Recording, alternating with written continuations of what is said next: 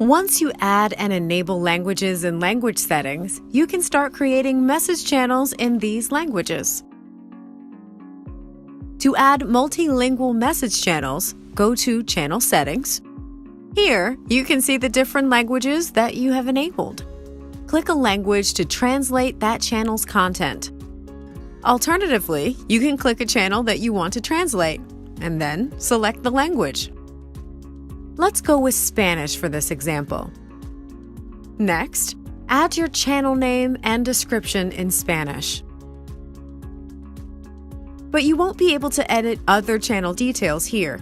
It is auto-applied from your channel's primary settings, in this case, English. You can select this checkbox to save the channel as a draft, and click Save, or Publish to make it live.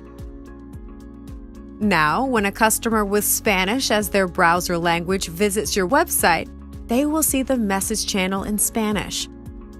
But remember, you have to add the channel content in each language separately and publish it for the message channel to be displayed in those languages.